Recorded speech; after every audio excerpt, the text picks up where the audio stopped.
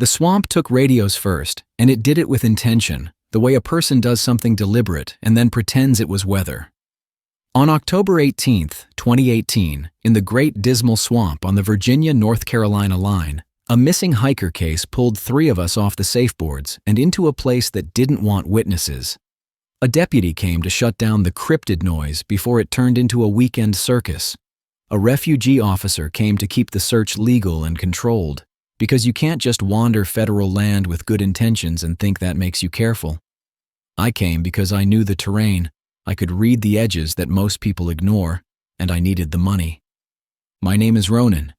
At the time I was 34, broke in a clean way that still keeps you awake, and I was doing contract tracking work under a title I didn't love. People called me a cryptid hunter because it was the only label that made their friends stop laughing long enough to pay an invoice. The actual work was quieter than the name. I documented misread tracks. I sat through trail camera footage that showed raccoons, wind, and nothing else. I told landowners their creature was a bored trespasser or a cousin who drank too much. I'd helped with missing persons before too, usually on private land where the rules were simpler, and the worst thing you found was a lost dog and a dehydrated teenager who learned a lesson. This call didn't come with a campfire tone. It came from a sheriff's investigator in Suffolk who sounded like he'd been sleeping in his clothes. He didn't say cryptid, he said missing person, and he said the refuge wanted it handled fast because the story was starting to grow legs. 2 people had vanished in 10 days. The first was a hiker named Cole Rand. He parked at a refuge lot, signed in at the kiosk like you're supposed to, and didn't come out. The second was a volunteer, Maribel Stokes, who joined a small search group and disappeared on day 2. After that, the swamp started getting blamed for everything, the way people blame darkness when they don't want to name what's actually there. The rumors were predictable, something tall, something that made the swamp go quiet, something that stole radios. I didn't accept the creature part, I accepted the pattern part. A real predator, human or animal, leaves a pattern if you stop looking for drama and start looking for repeatable behavior. If a place steals radios, it's usually because someone wants the people with radios to feel helpless. If a place makes time jump, it's usually because someone is using cheap interference and letting superstition do the rest. I drove down before dawn and met Deputy Eli Mercer at a diner off the highway, the kind of place with coffee that tastes like it's been reheated since midnight. Eli slid into the booth across from me like he already regretted the day. He was lean, early 30s, the tired, hard look of a deputy who'd seen too many domestic calls and too many men who smiled while they lied. "You're the tracker," he said, not a question, more like he was checking a box. "Ronan," I said, and handed him my card. He turned it over like it might bite him. "You really call yourself that," he said, and there was a hint of disgust, like the word itself had dirt on it. "It's what people search for," I said. "I do missing persons too. I don't film. I don't post." Eli looked past me toward the window, watching headlights drift by. "I don't want civilians wandering. I don't want YouTube types making a circus. I don't want somebody's cousin running around yelling Bigfoot and stepping on evidence." "I get it," I said. "You won't get a circus from me. You'll get notes, distances, and timestamps." He nodded once, like that was tolerable but still annoying. He had the posture of a man who wanted a clean chain of command and knew he wasn't going to get one. We met the refugee officer at the visitor contact station at 6:40 a.m. Her name was Dana Price. She wore a green uniform, hair pulled tight, and she carried herself like someone who had spent years telling hunters where they couldn't park and tourists where they couldn't pee.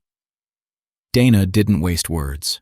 She shook hands quickly, looked at my boots, looked at Eli's duty belt, and then looked both of us in the eye like she was deciding whether we'd be a problem. "You stay with me," she said.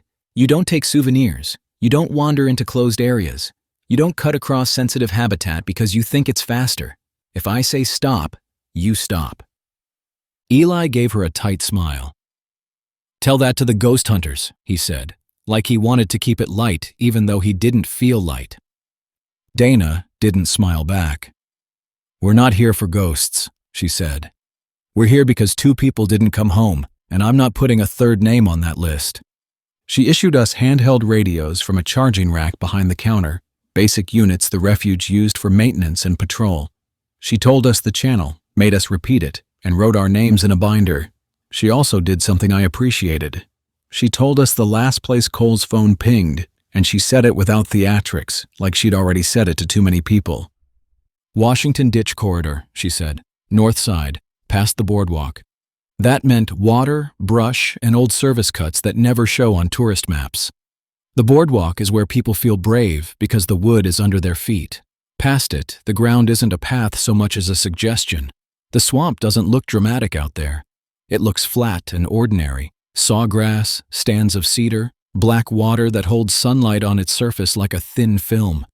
It's easy to think nothing dangerous lives in something that quiet. That's how quiet places get used. We rolled out in Dana's refuge truck and parked at a gate where the pavement ended. A narrow dike road ran straight into sawgrass and low trees. The air felt heavy even at morning, damp in a way that didn't cool you, just made your clothes cling. The smell was tannin and decay and sweet rot under it, like leaves breaking down into something older than dirt. Eli checked his belt, checked his spare magazine, checked his radio, and didn't say much. Dana popped the tailgate and laid out what she brought. A first aid pouch, zip ties, nitrile gloves, a coil of bright flagging tape, and a small evidence bag kit, like she'd learned not to trust anyone else to have basics. I saw the tape and pointed at it. "Are you the one flagging?" I asked. Dana shook her head. "I haven't put a ribbon in weeks," she said. "We stopped. People started following it like a path, and they started treating it like permission. We pulled what we could, but it keeps showing up." That detail landed hard. Tape showing up is one thing. Tape showing up after you stop using it is another.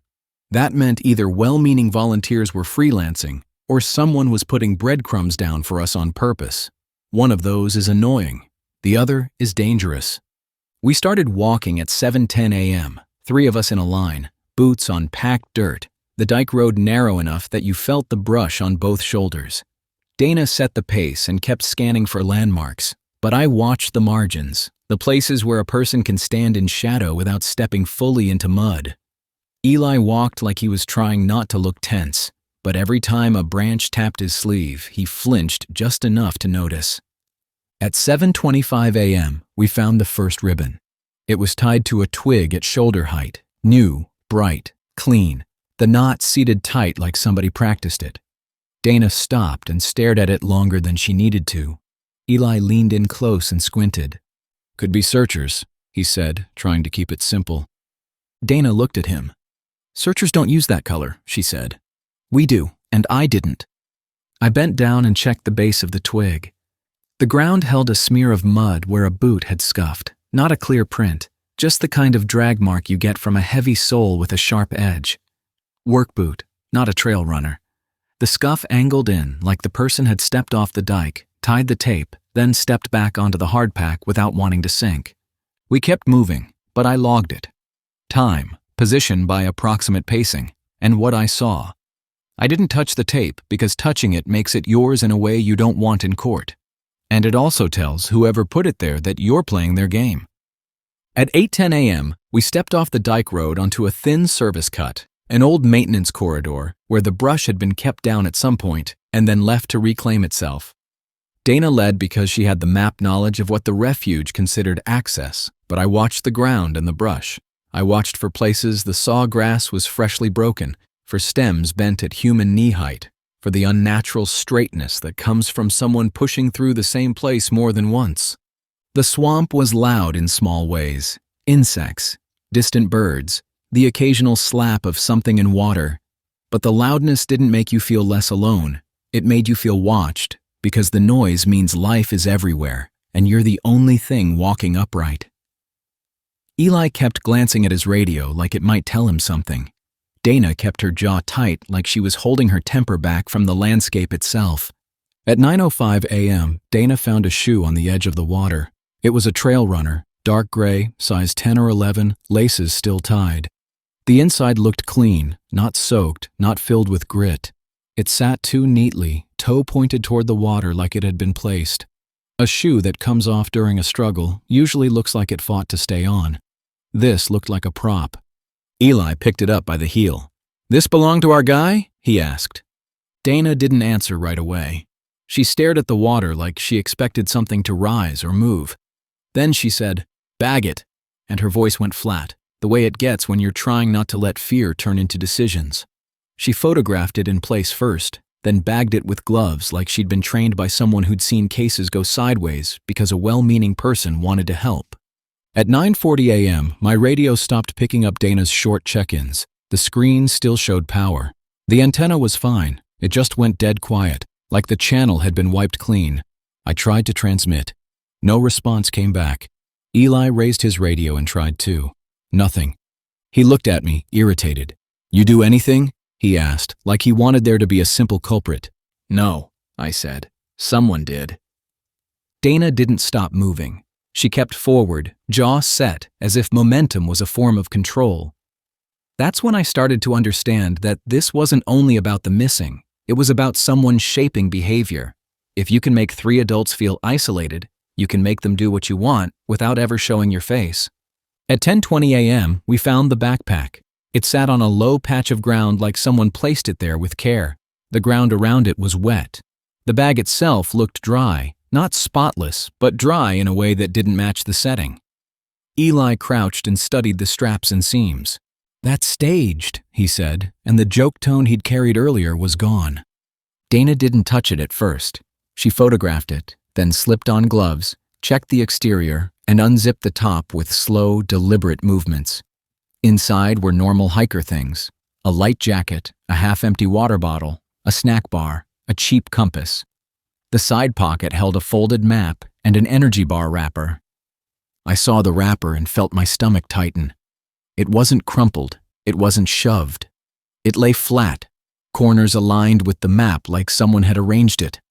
That's the difference between trash and a message. Trash is careless, a message is neat.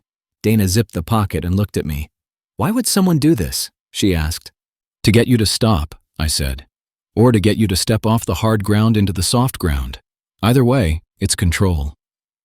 Eli stood and scanned the brush, looking for the twitch of movement that gives a person away. "We're not alone," he said, and he didn't sound like he was guessing. At 10:40 a.m., the cable hit me. It sat low, hidden under the water's surface like a line of dark plant stem. My boot pushed forward, and the loop tightened fast, a clean cinch around my ankle that told me it wasn't a random snag. The pull came from my left, hard and steady, and my foot slid like the ground under me had turned to grease. My knee hit mud. Water surged over my shin and tried to roll me toward deeper black. I didn't flail. Flailing is how you drown in shallow water. I leaned forward, planted both hands, and lifted my trapped foot enough to find the cable with my fingers. Dana was already on me, grabbing my vest straps and bracing her weight backward. "Hold still," she said, voice tight but controlled. Eli yanked his knife out and stepped toward the waterline. "Cut it," he said. "Don't," I said, sharp enough that he paused. If he cut it, the free end would whip back into the brush and we'd lose the anchor point. We'd lose where it wanted to pull me. We'd also lose the chance to prove it was intentional. Dana understood without me explaining. She shifted her grip, then pulled the cable toward her as I worked my boot backward, using the loop's tension to widen it. My foot came free with a wet pop. The cable snapped back into the water and went slack, and I felt the line recoil like something alive even though it wasn't. I looked at Donna and kept my voice even. "That wasn't an accident," I said. Dana's face stayed calm, but her eyes sharpened, the way a person's eyes change when the job stops being theoretical. "No," she said. "That was for us." We backed away from the water and regrouped on firmer ground. Eli stared down at the cable's path like he wanted to make it stop being real by staring hard enough. "So we're saying," he started, then stopped, because saying it out loud makes it worse. Dana finished it. "We're saying a man is setting traps," she said. "And he's active." Eli swallowed once. "Then why the monster stories?" he asked. "Because they work," I said. "They keep people scared and sloppy. If you think it's a creature, you don't think about a guy with tools and patience." Dana's phone buzzed. She glanced down, then frowned. "It says 11:58, she said. "It was 10:58. Eli pulled his phone and stared. "Mine just did that," he said. Jumped forward, then back. I didn't take it as magic. I took it as a man who understood how people think. Phones hunt for signal, radios rely on a clean channel. If someone is running interference or forcing devices to bounce towers and time updates, you can create confusion without doing anything mystical. The danger is that confusion makes trained people second-guess their own senses, and second-guessing gets you hurt. "Eyes up," I said. "We stay together. We move back to the dike road and we call for more bodies. We don't get brave." Dana shook her head. "I have a missing volunteer," she said. "If he's here, she's here." Eli looked between us. He wanted to order us out. Dana outranked him on refuge ground. I wasn't law enforcement at all, which meant I had the freedom to leave and the guilt to stay. I made a decision that felt ugly and practical. "We do one more push," I said. "We don't chase, we don't split. If we see him, we back out." Dana nodded. Eli didn't, but he followed, because at that moment the only thing worse than staying was being the one who walked away. Around noon, we hit the maintenance cut Dana had mentioned earlier. It was a straight corridor through brush, and it looked used, not by storms, not by deer, but by someone who knew exactly how much clearing you need to move fast without leaving a highway. There were boot scuffs, fresh bends in stems, a few spots where someone had cut a step with something sharp, just enough to keep balance. Dana pointed at a section where sawgrass had been sliced clean at waist height. "This is new," she said. Eli checked his compass and frowned. "It's wrong," he said. "It's pulling east." "Metal messes with that," I said, and nodded ahead, because I could see the silhouette of old equipment through the brush. "Don't trust it." The cut ended at an old pump station, rusted metal and heavy housings half hidden in vines, the kind of place that looks abandoned until you notice how it can still be used. I'd seen people build blind spots around infrastructure because everyone assumes it's dead and therefore harmless. Dana moved closer and froze. Another ribbon, same bright color, tied low this time, just above ankle height. It wasn't a marker. It was bait, a visual cue meant to pull your eyes down while something else happens at shoulder level. Dana stepped back. "This is him," she said. Then the brush to our right shifted. Not wind, not animal movement. A person, close enough that you could see stems bending in sequence. Eli drew his sidearm and shouted, "Sheriff's office! Show your hands." A man broke into the cut about 30 yards ahead, moving fast, head down. He wore dark clothing and a cap. I didn't get a clean look at his face. He held something long in his hands, and for 1 second, my brain tried to tell me it was a tool because tools are less terrifying than guns. Eli shouted again. The man turned just enough to aim.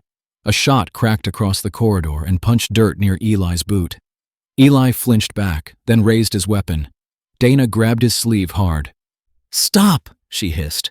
"We don't shoot into brush." The man vanished into reeds like he knew exactly where the ground wouldn't betray him. Eli took 1 step forward like anger was pulling him. I caught his shoulder. "He wants you separated," I said. "Don't." Eli glared at me, breathing hard. "You see that?" he said. He fired at us. "I saw," I said. "And he can do it again. And he can do it from somewhere you can't see." Dana lifted her radio and tried to transmit. Her thumb held the button. No answer came back. She tried a second channel. Same thing. Her eyes went flat with anger, not panic, which is worse because it means she's thinking clearly and still feels trapped. "He's blocking us," she said. Then we heard nothing. No voice, no radio, just brush settling where the man had passed.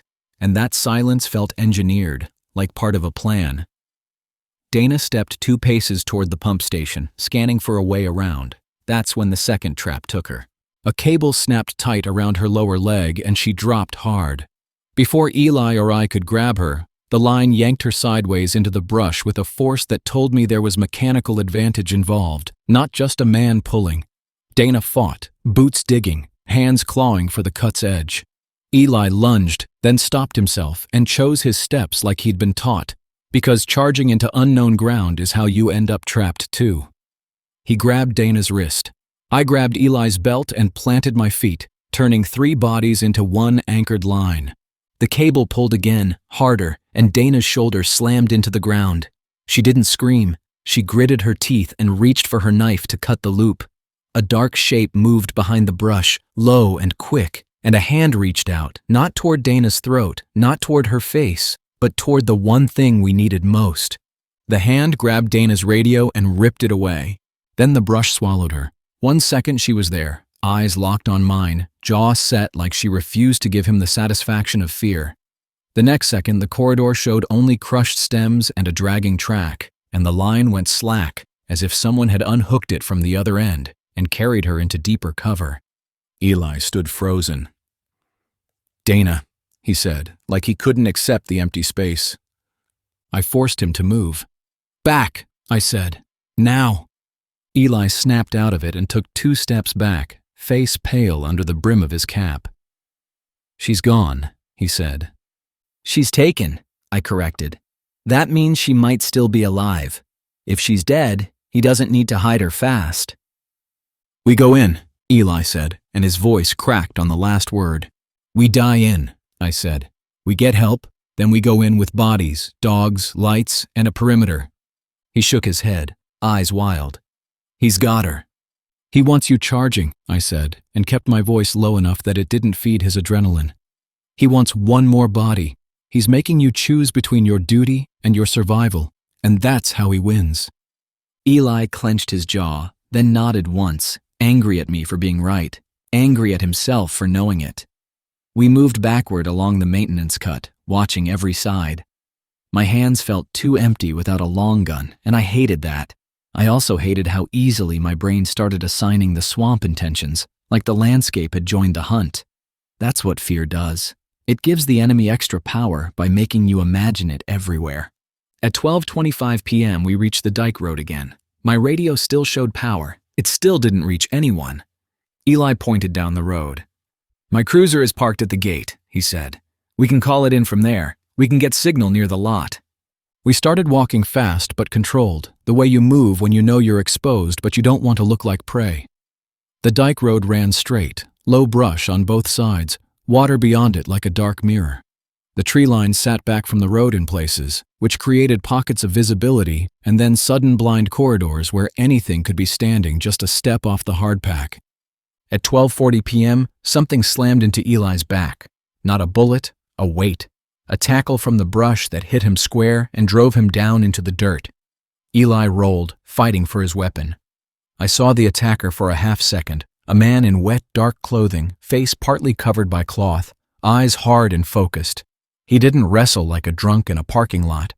He worked like someone who'd practiced on animals, on dummies, on people. He shoved Eli's arm down and drove something sharp into Eli's side, quick and brutal, more like a puncture than a slash. Eli's body jerked and his hand opened. The man grabbed Eli's sidearm and fired once toward me in the same motion. Not panicked, not wild, just a controlled shot meant to pin me and buy time. Dirt sprayed my boot.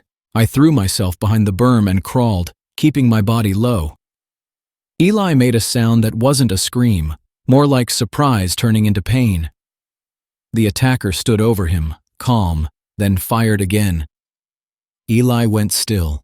The man turned his head like he was listening for me, then stepped into the brush and vanished with Eli's weapon as if he'd never been there at all. I stayed behind cover for 3 full breaths, forcing myself not to bolt, because bolting turns you into noise, and noise turns you into a target. Then I crawled to Eli. His eyes stared past me. The dark spread on his uniform wasn't dramatic, just a widening stain that meant the body had stopped fighting. I checked for a pulse with 2 fingers, because it's what you do even when you know. Nothing. I didn't say a prayer. I didn't do a speech. I looked up at the brush and knew the man would come back if I stayed where Eli fell, because now I was alone, and alone is a gift to a hunter. I took Eli's spare radio from his belt and his keys from his pocket. My hands shook, but I kept them working, because shaking hands still work if you give them a job. Then I moved, low and fast, toward the gate. At 1:15 p.m., I reached the refuge truck. Dana had the keys. I didn't. My stomach dropped because the simplest escape option was gone. Then I saw something on the passenger seat through the window, a keyring, placed dead center like an offering. He wanted me to take it. He wanted me to stop, focus on the keys, expose my hands and my head and my attention. I didn't. I backed up, scanned the road, and spotted a second vehicle down the way, a maintenance cart with a small enclosure parked near a supply shed. I ran to it, yanked the door, and found a landline phone mounted inside, the kind refugees keep for emergency operations because cell coverage can't be trusted. I locked myself in, not because a thin steel door stops bullets, but because it stops hands and buys seconds. I called the investigator's number from memory. My fingers fumbled once, then found it. When he answered, I spoke slow and clear, the way you speak when you want the dispatcher on the other end to stay calm and write the right things. "Officer down," I said. "Refuge officer taken. Suspect is a white male, armed, using cable snares and flag tape. Radios are being jammed or blocked. I'm at the north gate on the Dyke Road access. Send units. Send the state. Bring dogs if you have them." He didn't ask if I was sure. He asked where. Exact. I gave him coordinates off the posted access marker. Then I repeated the phrase North Gate until I was sure he wrote it correctly. Then I hung up and stayed inside the cart with my back against the steel, eyes on the brush, listening for the smallest change in sound. The first marked unit arrived at 2:05 p.m., 2 deputies and a cruiser that bounced on the dike like it wanted to shake itself apart. Then a state trooper. Then another refugee officer with a long gun and a radio that finally worked, which proved to me the jamming had been local, timed, and deliberate. They ran past me toward the last place I'd said I saw Eli. I followed because leaving felt worse than dying, and because I knew that if I walked away while Dana was still out there, that decision would live in my chest for the rest of my life. They found Eli where he fell. They covered him with a jacket and didn't move him, because moving a body creates questions you don't want in court. The trooper asked me one question that mattered. "Can you take us to where she was pulled in?" he said, voice clipped, professional, like he was already separating grief from procedure. I nodded and walked them back to the pump station. We moved as a group, slow, weapons out, spacing tight, the way trained people move when they're trying not to become separated. They laid eyes on the dragging path where Dana had gone and stopped long enough to photograph it, mark it, and then follow it with care. The path led to a narrow service ditch with a low wooden platform built over it. Not old, not rotted, built and maintained. The refuge officer with the long gun crouched and checked the underside.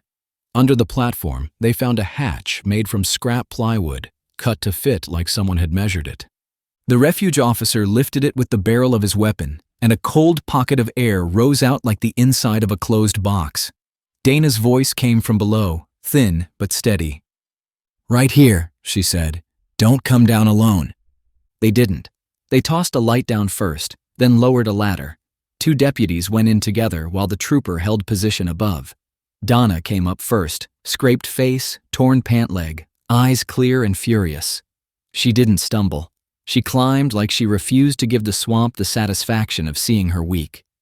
"He's close," she said, as soon as her boots hit the platform.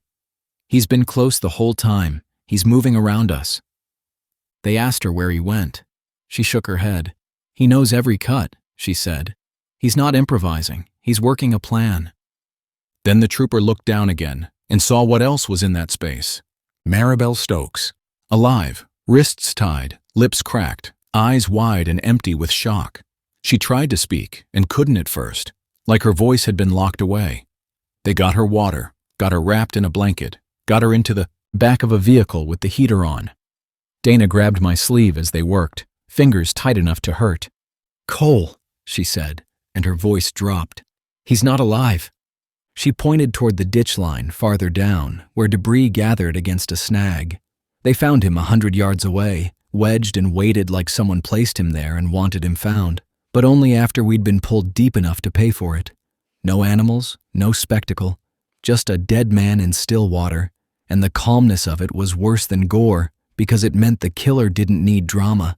He needed control. The trooper's jaw clenched. "This is a serial offender," he said, and he said it like he wanted the label to make the chaos fit into a known box. Dana stared into the brush. "He called it a hunt," she said. "I heard him say it close to my ear, like it was a joke." They didn't keep searching blind after that. They set up a perimeter.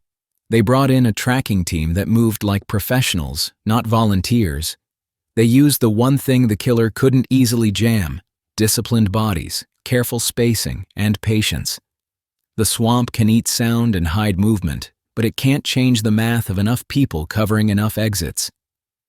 At 4:30 p.m., they caught him trying to slip across the dike road behind the pump station, wearing Eli's sidearm and carrying a roll of the same bright tape. He didn't run. He raised the gun and aimed, steady as a man who'd done it before. I stood behind the trooper, close enough to see the suspect's hands. They didn't shake. He looked practiced. The trooper spoke to him like it was a traffic stop, because treating a man like a monster gives him power, and treating him like a suspect keeps you grounded. "Put it down," he said. The man's eyes flicked toward me for half a second. That look told me something simple and hard. He knew who I was before I stepped into the swamp. He had planned for me too, not because I mattered, but because he didn't like unknown variables. He fired once. The trooper fired back. The man dropped the weapon and fell into the grass, wounded but breathing. They cuffed him fast, cleared his hands, pulled the cloth from his face, and what showed underneath wasn't monstrous or otherworldly. It was normal. That was the worst part, how ordinary he looked, how much like any contractor you'd see at a gas station buying jerky. Dana recognized the face before anyone said the name. "Wade Stinson," she said, and her voice carried a kind of disgust that comes from realizing the danger wasn't a stranger from the woods. "He used to do contract work out here. We banned him last year for theft." That night, I gave my statement until my throat felt raw. Dana sat with Maribel at the hospital and didn't leave her side. Eli's partner showed up and cried in a hallway. Nobody filmed it. Nobody posted it. The swamp didn't get a legend out of it, at least not from us. It got a case file, a body bag, and a suspect in cuffs, which is the closest thing to justice you get when someone decides people are just animals with paperwork. I drove back to my motel after 8 p.m., hands locked on the steering wheel, flinching every time headlights approached from behind. When I parked, I saw something tied to my driver's side mirror. A short piece of bright tape, same color, same knot. It looked new, like it had been tied that afternoon. I didn't touch it. I called the trooper's number and told him. He came, photographed it, bagged it, and didn't pretend it was nothing. Later, he told me they found a roll missing from Wade's pack, which meant the tape could have been set earlier, pre-cut, pre-tied, planted as a final message. It also meant it could have been someone else, an admirer, a helper, a person who'd watched the rumors and decided to keep the costume alive even after the man was caught. Either way, the message landed exactly where it was meant to land. He didn't need a creature. He only needed people to believe in one, because belief makes you sloppy, and sloppy is what hunters count on.